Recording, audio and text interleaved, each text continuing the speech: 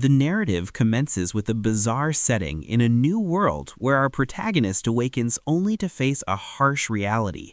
He is no longer human, and instead of a glorious hero, he has been reincarnated quite literally as a sword, deeply embedded in the earth. Looking up at the sky, he notices 6 moons, but no sign of life besides a cluster of vulgar and unsightly goblins intent on seizing his beautiful body. Utterly infuriated, Master Sword accidentally activates his ability to fly and immediately impales and destroys the entire horde of monsters. An integral, hidden passive ability of the sword allows him to absorb the full power and skills of those he kills through their magic stones, and realizing this mechanic, Tensei vows to become stronger to find a worthy wielder and fulfill the destiny of his transmigration into this world. The following day, he continues traversing the land, searching for monsters to grind experience, level up, and scout the area. Various types of creatures appear, but are instantly sliced up and absorbed until evening, when Sensei spots a pack of the same type of monsters who had previously mocked him, leading him to furiously dispatch them all out of spite. This specific pack also contained a rather formidable leader, which the sword efficiently logged out of existence, with the remaining lesser individuals being negligible but still contributing to the overall level of his swordsmanship skill. Meanwhile, several miles away, a group of vile individuals specializing in capturing and enslaving beastkin children, forcing them into a life of misery, hold a young girl from the Black Cat tribe who, driven by the intense oppression, attempts to stone her overseer, only to be immobilized by the slave collar wrapped around her neck. This defiance earns her a harsh beating, yet it fails to extinguish the girl's resolve to fight for her freedom. The next day, returning to Master Sword, the sensei, after a week of exploration, finally realizes that the surrounding area was partitioned into 5 different zones, with monsters becoming exponentially stronger towards the forest's edges, which explained why almost no one could enter the deeper sections. Today's adversary for Sensei was a durable black dragon, whose tough hide rendered every strike potentially damaging to the sword itself. Fortunately, over the past few days, he had acquired the full recovery skill, making such injuries a non-issue. Day after day, Master Sword annihilated countless S-rank threat monsters, but still saw no sign of a potential wielder, prompting him to decide to leave the forest and seek out a new master by traversing a world filled with super beasts, all of which he successfully overcame. Resting and recovering on this particular day, the sword realized he was in a dead land, an area that continuously drained his magic power, preventing him from leaving, effectively trapping him there for an entire miserable month, wishing desperately for someone to rescue him from his solitude.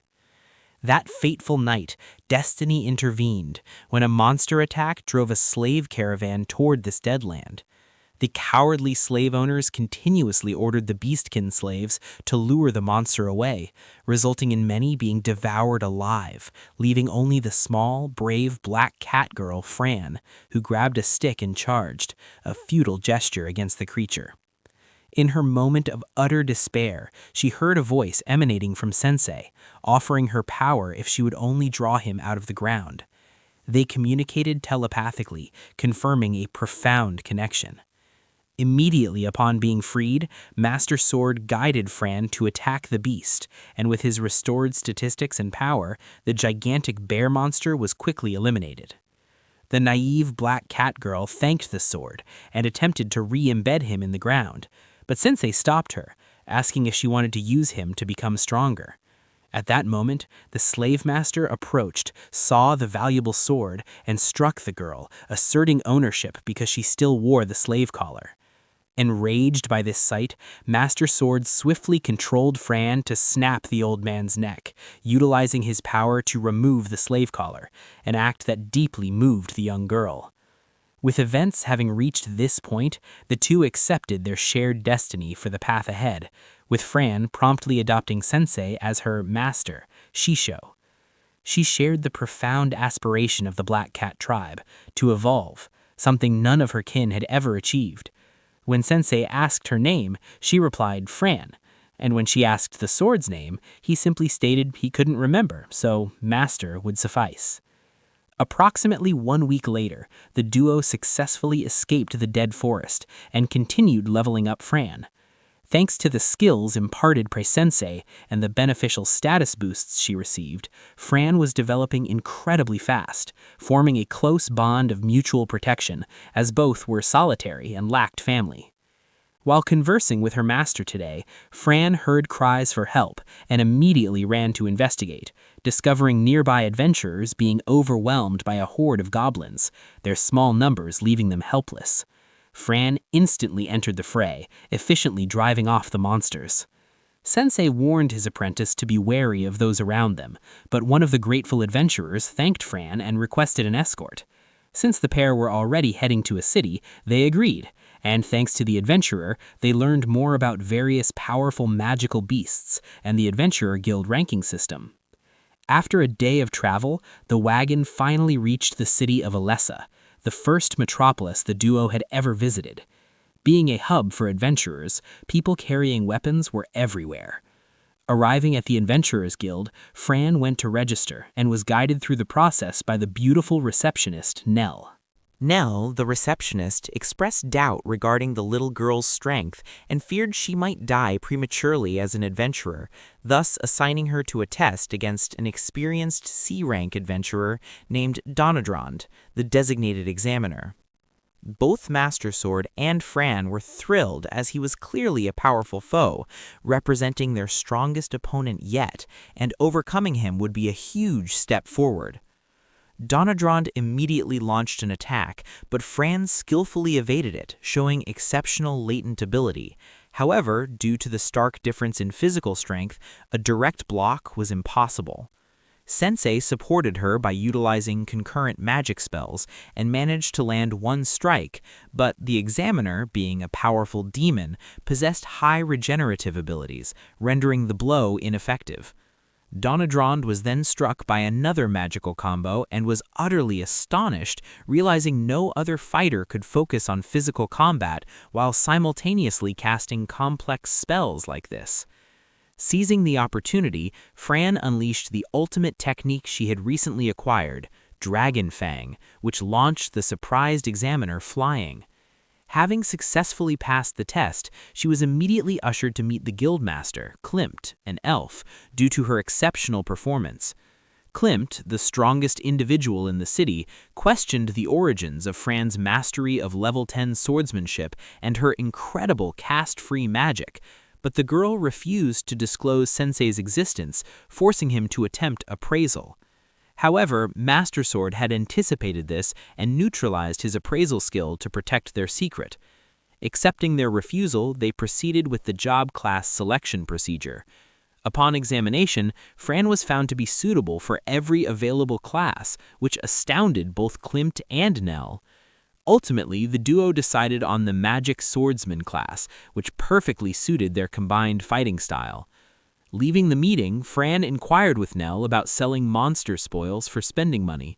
Master Sword had conveniently stored many monster corpses during their travels using his inventory skill, prompting Fran to feign pulling them out. The low-grade materials alone yielded a full bag of gold coins, a truly profitable haul. As they reached the entrance, a group of foolish adventurers attempted to bully the newcomer, only to be sternly rebuked by Nell. When the group threatened the receptionist, Fran mercilessly defeated and crippled them, with the surrounding adventurers showing their support and driving the thugs away. Following this commotion, a famous local blacksmith named Garrus approached them, having perceived the duo's capabilities. Garrus, known for crafting coveted, magnificent equipment, rarely sought out customers, making his invitation a source of envy for others. Inside the shop, Fran purchased a good set of armor, but then grew cautious when Garrus referred to Sensei as an intelligent weapon. However, he bore no ill will, explaining that his unique eyes allowed him to bypass anti-appraisal countermeasures. Garrus confirmed that the sword Fran wielded was a divine object, unimaginably potent. Master Sword communicated telepathically with the smith, who taught him how to channel magic power along the blade, enabling Fran to unleash powerful critical strikes. When Fran attempted this, she effortlessly sliced one of the blacksmith's high-quality swords in half, strengthening the trust between them. When asked about his creation, Master Sword admitted he didn't know. Fran then requested a scabbard, which Garrus agreed to make, providing her with a collection of rare materials and promising to craft an even better set of armor for her within the month using those same resources. They then went shopping, acquiring new undergarments and other normal clothes, followed by buying necessary ingredients for cooking, where they were warmly welcomed by the shopkeeper, a former adventurer. For the first time in her life, Fran slept in a clean place with a proper bed and mattress. She was immensely grateful to Tensei for bringing her a new life and a new future, delighting in the food her master cooked, which featured many dishes from the modern world. The next day, the pair embarked on a quest to gather medicinal herbs, simultaneously gathering information, but the low-ranking G-class mission was tedious until they heard the sounds of combat.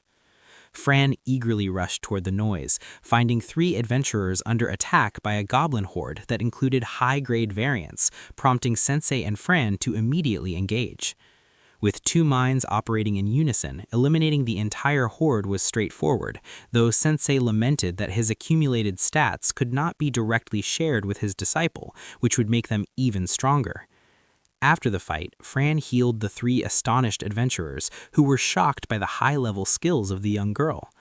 These 3 were worried that the presence of high-grade goblins was a sign of a looming goblin stampede, a massive goblin march led by a C-rank threat goblin king and queen, which could potentially wipe out the entire city, leading them to quickly return to the guild to report.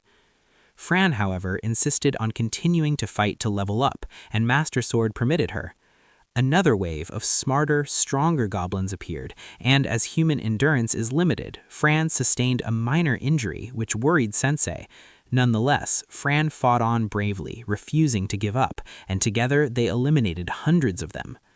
Tensei realized that Fran was not merely an ignorant child, but was mature and refused to solely rely on him. They fought until the afternoon, leaving mountains of goblin corpses, but Fran had only reached level 12. Mission complete, they discovered the goblin lair but did not enter, instead allowing Tensei to absorb all the magic stones from the fallen monsters just as other adventurers arrived. Fran informed them about the discovered goblin nest, allowing the guild to strategize for the subjugation. Guildmaster Klimt was deeply concerned, noting that Fran alone had killed 130 goblins, yet the nest still held countless more, realizing that the exterior goblins were merely the weakest, forced outside due to overcrowding. Returning to Garrus, they were asked about their ragged appearance, and Tensei informed him of the heavy goblin fighting, requesting an urgent repair of the armor to continue the fight the next day. Garrus also educated them about dungeons, explaining that they found a core, the source of all evil used by the dungeon master to summon powerful creatures. After today's long battle, despite minimal damage, Fran was exhausted, and Tensei encouraged her to sleep early to regain strength for the morning. Fran, however, insisted on bathing and cleaning Tensei first, leading her to carry her hot property into the women's bathhouse, much to the exasperation of Nell.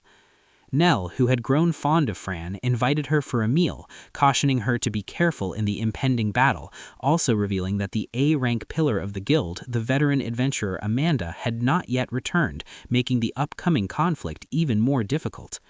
The next morning, upon retrieving the scabbard, they found that Garrus had already completed it for them. The immediate tactile feedback upon sliding the blade into the scabbard was immensely satisfying, pleasing both Master Sword and Fran. They immediately headed to the assembly point, led by Donadrand. Fran was eager to finally confront the dungeon master, and the subjugation mission began. Fran immediately charged into the center of the formation alone, terrifying the goblins, who fled in fear, having acquired the Slayer title the previous day, which made Fran appear like a true devil to them. Realizing that staying outside meant he couldn't absorb magic stones, Tensei instructed Fran to enter the dungeon, watching as she leapt effortlessly over the wall, astonishing the other adventurers. The duo worked together, carving a path deep inside, leaving the small fry for the forces outside. They leisurely massacred the inhabitants and absorbed the magic stones without being observed, leaving behind only the weakest creatures for the cleanup crew. Sensei utilized his mental separation skill to cast 2 spells simultaneously, further exciting Fran. They advanced toward the location of the Goblin King and Queen, noticing several powerful monsters along the way.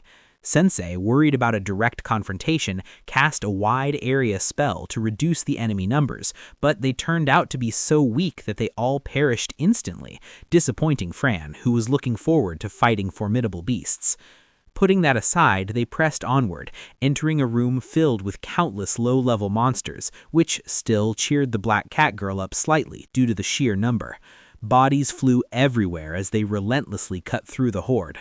The battle lasted about 30 minutes before the largest creature appeared, which was instantly cleaved in 2, giving Sensei a substantial stat increase and leveling Fran up to level 17, allowing them to proceed further inside. Standing near the door, they sensed a formidable magical presence right behind it. To be safe, Sensei cast numerous enchantments, including poison resistance and status ailment resistance on Fran, and promised her curry rice upon their return if they won, boosting her morale significantly. Their opponent this time was an ancient demon summoned by the Dungeon Master, who arrogantly welcomed Fran to the gates of hell. The Dungeon Master himself was a weak, talking goblin. The ancient demon was assessed as a B-rank threat, but Sensei realized his power bordered on S-rank, and his demonic magic sword was equally powerful, causing the duo concern. Fran, inexperienced, mistakenly believed that knocking the enemy's weapon away meant victory. However, charging forward led to a brutal trap, resulting in her arms being severed, terrifying Master Sword. Luckily, Fran's super regeneration ability restored her arms before she even registered the pain, allowing her to keep fighting. Fran being injured galvanized Sensei, and slowly they became accustomed to the demon's elusive movements, realizing that he and his sword possessed the ability to move through shadows. Armed with this knowledge, they successfully landed a blow, but the wound was shallow, failing to defeat him. The demon, now serious, forced them to simultaneously fight and retreat to maintain their distance. The demon, witnessing their retreat, utilized his steel ability to strip them of their swordsmanship skills to deliver a decisive blow. Fortunately, Fran's skill set wasn't entirely dependent on her own abilities, allowing Master Sword to compensate with his own sword skills. The impact of the battle between the 2 powerful forces was felt outside.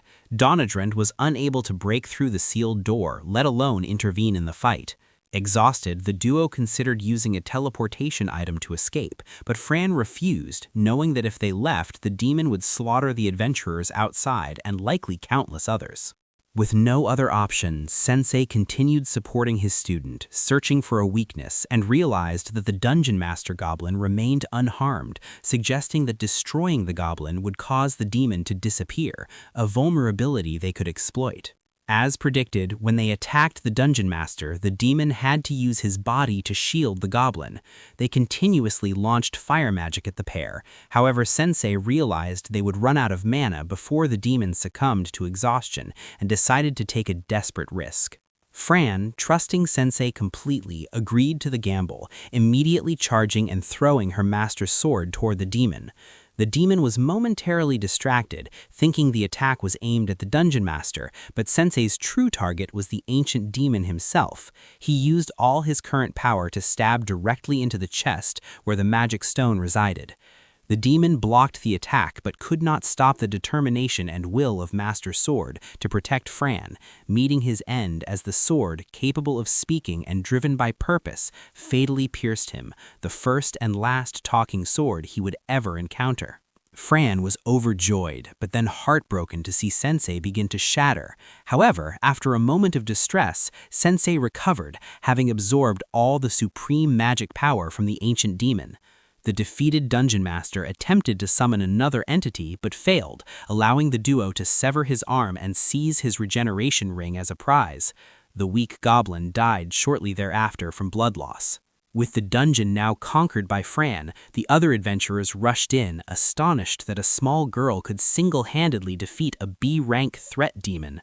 Despite the victory, she was scolded for being too reckless.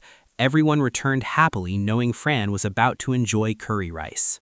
The two masters gained new skills, most notably the ability to steal others' techniques with a 100% success rate, although it came with a long cooldown and could not be used on allies or acquaintances. Back at the guild, they were immediately interrogated about the magic stone from the demon Fran had defeated. The girl lied convincingly, claiming the magic stone was pulverized during the fight. Klimt accepted the explanation, but another awful individual, a high-ranking guild official who possessed an ability to discern Fran's dishonesty, did not, demanding the ultra-rare magic stone for himself. Tensei and Fran detested people like him, and Klimt intervened, stating the official had no authority in the matter. The duo then secretly tested their new skill steal, on the official, successfully acquiring his ability without anyone noticing. Armed with his newly stolen power of sophistry, Fran easily humiliated the official, turning him into a fool. Following this incident, the guildmaster and Nell warned the girl that the official might hold a grudge and advised caution. Then they promoted Fran to D-rank adventurer for her great service, and with a substantial reward money, Tensei instructed her to buy drinks for everyone at the guild. Back at the guild, they were immediately interrogated about the magic stone from the demon Fran had defeated. The girl lied convincingly, claiming the magic stone was pulverized during the fight. Klimt accepted the explanation, but another awful individual, a high-ranking guild official who possessed an ability to discern Fran's dishonesty, did not, demanding the ultra-rare magic stone for himself. Tensei and Fran detested people like him, and Klimt intervened, stating the official had no authority in the matter. The duo then secretly tested their new skill steal, on the official, successfully acquiring his ability without anyone noticing. Armed with his newly stolen power of sophistry, Fran easily humiliated the official, turning him into a fool. Following this incident, the guildmaster and Nell warned the girl that the official might hold a grudge and advised caution. Then they promoted Fran to D-rank adventurer for her great service, and with a substantial reward money, Tensei instructed her to buy drinks for everyone at the guild. The very next day, they left the city to forage for ingredients to make the promised dish. Thus, a delicious curry rice was created in this world, sending shivers of delight through Fran as she ate. After a few days in the wilderness, they returned to the city, where a soldier informed them that the Viscount, whose skill they had stolen, was looking for them, having been disowned for showing disrespect to a high-ranking noble. He was clearly seeking revenge on Fran. That evening, they felt a murderous intent following them and quickly lured the assassin out. The Viscount had hired a skilled beastkin assassin belonging to the Blue Cat tribe, the natural predator of Fran's Black Cat tribe, causing the girl to instinctively panic. She identified him as a Blue Cat, the greatest enemy of the Black Cat tribe. The fight began, but Fran lacked the necessary courage to face him despite being immensely stronger, resulting in the assassin landing a few blows and hurling insults at the Black Cat tribe. Tensei intervened with a timely reminder, telling the girl who she truly was and that she had her master by her side. Regaining her fighting spirit, Fran fought back fiercely, severing the assassin's arm to acquire his weapon, and then his leg since he had killed many Black Cat members. Before delivering the killing blow, Fran declared that the Black Cat tribe would no longer suffer oppression from their kind. As she prepared to strike the final blow on the Viscount, Klimt arrived, using a spirit to stop her, then explained that he had an official warrant for the Viscount's arrest and requested Fran to cease her pursuit, offering her a bounty reward, which they accepted without argument. Heading outside, Fran was suddenly knocked over by two large round mountains.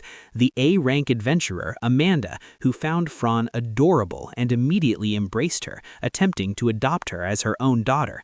Fran struggled to escape the overwhelming affection of Amanda, an extremely powerful adventurer who knew of Fran as an acquaintance. The following day, wherever the duo went, Amanda relentlessly followed, much to their dismay. This continued for an entire week, with Amanda's persistence becoming a nuisance. Reporting her to Nell proved fruitless, as Nell explained Amanda was genuinely kind, especially toward children like Fran, finding her particularly delightful since the children she had adopted were all around Fran's age. Today, however, they had another reason for visiting the guild. Klimt had a favor to ask. He first attempted to entice Fran with high-grade magic stones, promising her 2 if she joined a team of adventurers on a mission into the spider dungeon. Fran, being shrewd, countered by demanding 10 magic stones to agree, amusing both Tensei and Klimt. After some negotiation, they settled on 5, and Fran agreed, much to Tensei's delight. Klimt explained that sending the girl into the dungeon was also to prove her strength, as several adventurers still doubted the little girl's power. Suddenly, Amanda burst through the door, having overheard the entire conversation, and insisted on joining the party, fearful for Fran's safety. Klimt, having no recourse against her, agreed. The next day, the duo arrived at the assembly point for the dungeon mission. Amanda was still harassing Fran, hugging her and demanding to be called Mama. Tensei observed that indeed a few adventurers were openly doubting their strength. The team was led by a C-rank adventurer, with the rest being D and E ranks. One D-rank adventurer expressed his annoyance that Fran was also D-rank, earning a sharp, intimidating reprimand from Amanda, which quieted him. Throughout the journey, this same adventurer continually attempted to sabotage Fran, but each attempt was deftly thwarted by Amanda. Eventually, as they rested for the night, the spear-wielding adventurer badmouthed Tensei, calling him a terrible sword, which Fran promptly answered by accepting his challenge to a duel. First, she cast a barrier around them to ensure no monsters would interfere, and when the duel began, Fran simply moved a few inches, instantly defeating the spearman without effort. Witnessing this, Amanda stepped forward, eager for a match, proposing that if she won, Fran must call her Mama, but if she lost, she would stop bothering her. The Black Cat Girl readily agreed. Amanda's weapon was the Dragon Whiplash, an extremely difficult weapon to wield but devastating at range. Fran was immediately struck and couldn't close the distance. Blocking the attack would risk losing Tensei, so the duo struggled to maintain distance. Seizing an opportunity, they rushed in, but Amanda effortlessly batted them away, showcasing the vast difference in experience and raw power. When serious, Amanda was truly terrifying, maneuvering the Dragon Whiplash like a living weapon with uncanny skill. Left with no choice, the duo took a huge risk, using mental separation to cast a defensive spell while simultaneously launching an attack to reduce the damage. Fran thrust the sword forward but was instantly blown back by Amanda's powerful wind magic. Fran immediately retaliated, throwing a powerful rank 10 fire magic spell straight at Amanda's face. The spectators, witnessing this devastating display, finally conceded Fran's strength, but Amanda remained unharmed, protected by a wind spirit, rendering the attack ineffective. Fran was completely drained of strength, and Amanda quickly healed her. About 2 hours later, the Black Cat Girl woke up, still refusing to call Amanda Mama, but Amanda sweetly hugged the adorable girl and apologized for overdoing it. The next day, the entire party entered the dungeon, and Fran, having learned more about Amanda, started talking to her more openly. The spiders in this dungeon were mostly mid-sized monsters, manageable for the other adventurers, allowing Fran and Tensei to conserve their strength and inquire about combat techniques from Amanda, who happily taught Fran a few useful combat skills, which delighted the girl. The party eventually reached the 3rd floor, known for its numerous traps. Fortunately, one member was skilled at locating them. Besides conventional skills, a select few individuals, like Amanda, possessed divine protection from spirits. To thank her for the lessons, Fran offered Amanda some of the curry rice Tensei had cooked. Continuing deeper, more monsters appeared, and soon several weaker members were paralyzed by poison, confirming to everyone that something was wrong. The dungeon's danger level was unusually high. The leader ordered a retreat, asking Amanda for assistance. However, the worst was yet to come when 2 of the poisoned victims, in a state of delusion, shoved Fran onto a teleportation trap. Fran was instantly teleported, but Tensei was left behind, causing the sword immense distress. The remaining adventurers realized the abnormal danger of the dungeon, which had previously been explored many times without issue. Fran was now facing the dungeon boss without her weapon, and was in an area where magic was suppressed, leaving her only able to stall for time. Amanda organized the remaining adventurers into search parties, and taking Tensei with her, headed out alone. Tensei, knowing his disciple was in danger, decided to use his summoning magic to conjure a high-grade wolf, shocking Amanda. However, the wolf refused to obey its summoner, forcing Tensei to ask Amanda to restrain it. Amanda, hearing the sword speak, was surprised, but readily agreed to cooperate to rescue Fran, realizing the sword had forgotten to name the beast, which was why it was panicked. She suggested the name Urushi, and upon being named, the wolf immediately evolved 1 rank.